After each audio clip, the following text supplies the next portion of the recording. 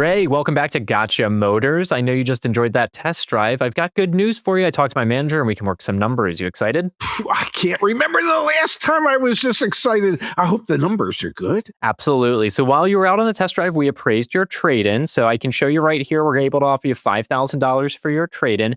And now that vehicle you were just test driving, which I know you loved, the price of that's going to be $36,985. Now the bank is going to need a $5,000 down payment. You can see that in the square right here. And good news, we got you just under that $850 a month payment that you had talked about at $845.61. So if you're ready, I just need you to initial right here and we can go ahead and get you into the finance office. They can talk about some protection packages and you'll be driving off in your new car this afternoon. Well,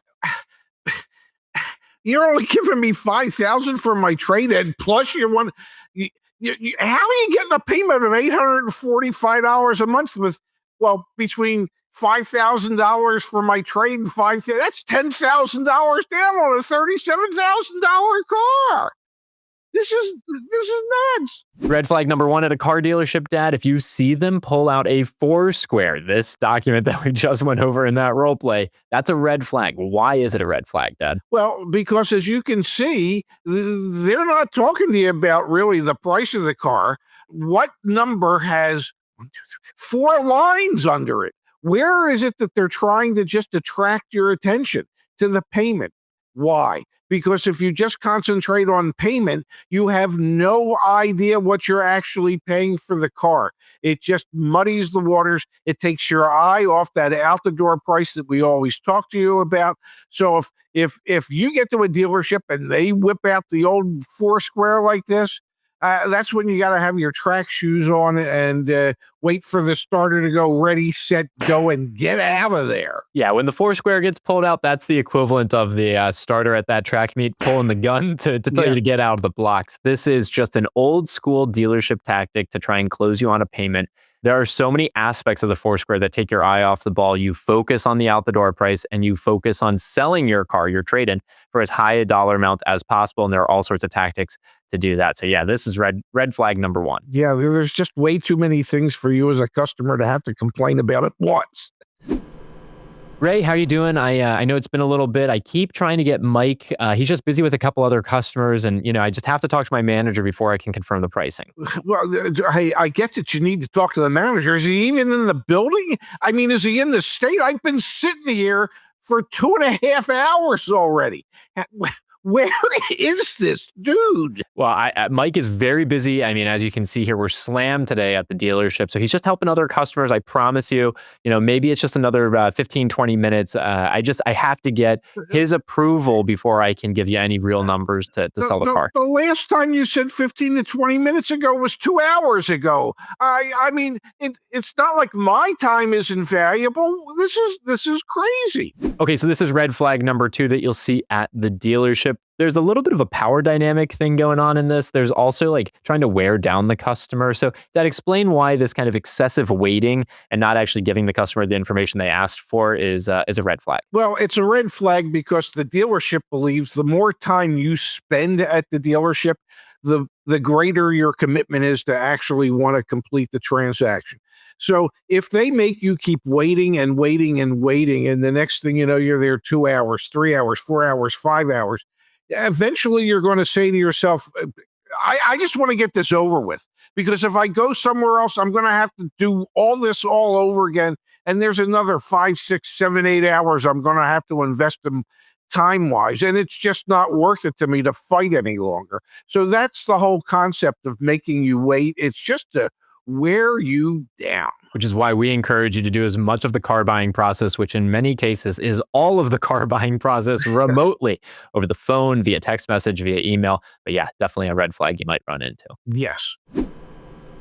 So Zach, let me ask you a question. I was looking at the car again, and I can't. Where's the window sticker? Where's the window sticker from the manufacturer that's supposed to be on the car? Yeah, like I said, Ray, we do our best to make sure that we always have the window stickers available for our customers, but we like to focus on just the price worksheet that we've given you. This thing is fully loaded. It's got every option on it, and like I said, we really just want to focus on our price worksheet.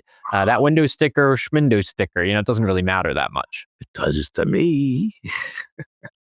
Okay, if a car dealer can't give you the window sticker on a new car, we talk about a track meet, Dad. I don't know. You just got to run out of that dealership as fast as possible. This is federally mandated. Oh, absolutely it is. And there's a huge fine that the dealership can be assessed for not having the window sticker on the vehicle.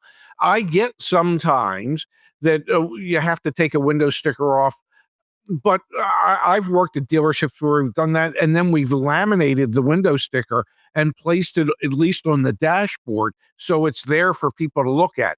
There is no way legally that a dealer should have any new vehicle sitting on their lot without a window sticker, and there's a huge fine if they can't produce it. Now, that's for new cars. For used cars, it gets a little bit more difficult. So if a dealership doesn't have a window sticker for a used car, that's a little bit more understandable. They might struggle just like you would to find a window sticker. We built some tools back at CarEdge.com to help you find window stickers for used cars, but it is a bit more challenging. But for a new car, it is unequivocally a red flag. If they can't visually show you that window sticker on a new car, how do you even know what you're buying? Which is crazy because my dad used to sell cars and trucks before there were window stickers.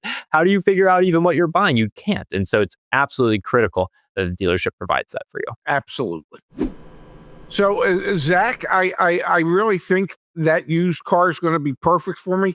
But, and here's the big but for me, I need to get a pre-purchase inspection done. I have my favorite local mechanic, and I'd like to get his eyes on this vehicle. Can we make arrangements so I can take that vehicle over to him so he can do that inspection? Ray, really appreciate that. Very glad to hear that you're excited to take this vehicle home. We actually have a policy here at Gotcha Motors.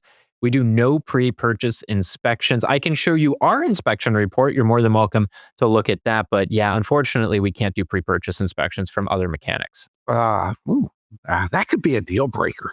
Okay, so if a car dealership won't let you get an independent set of eyes on a vehicle before you purchase it, a used vehicle, or in some cases, honestly, a really aged new vehicle as well, that's a red flag. That's a reason not to do business with them. Yeah, absolutely. They're definitely trying to hide something from you. Well, we've done our inspection. Well, nothing against your inspector or your mechanic, but just maybe, I don't know, he dropped his flashlight and he forgot to look at some. I just want an independent set of eyes to look at it to see if there's any issues that the mechanic didn't see. It's kind of like when you buy a house. It's always contingent on a home inspection.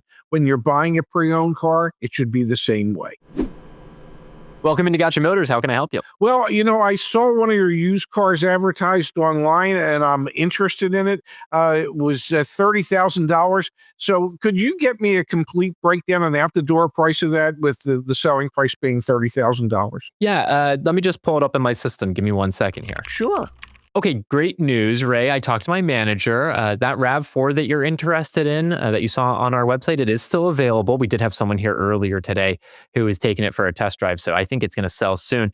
The actual final out-the-door price, not including necessarily your taxes and fees quite yet, it's actually $33,000. And the reason it is because we do a recon package on every single used car that we sell. So, you're getting a highly reconditioned and in good shape vehicle. So it's $33,000 is the actual price of the car. But what was advertised online for 30? That's why I'm here.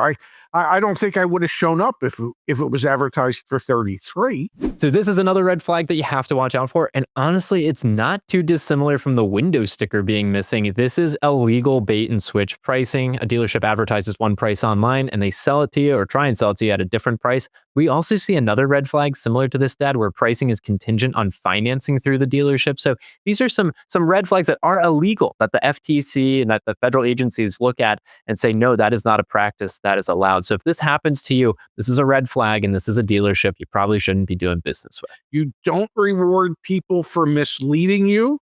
So you just thank them for their time and you get up and leave. It's worth mentioning back at CarEdge.com/dealers, we grade dealers from A to F on how transparent they are. And A-graded dealers don't bait and switch on pricing. Obviously, F-rated dealers, they probably do. So go check that out before you go buy your next car as well.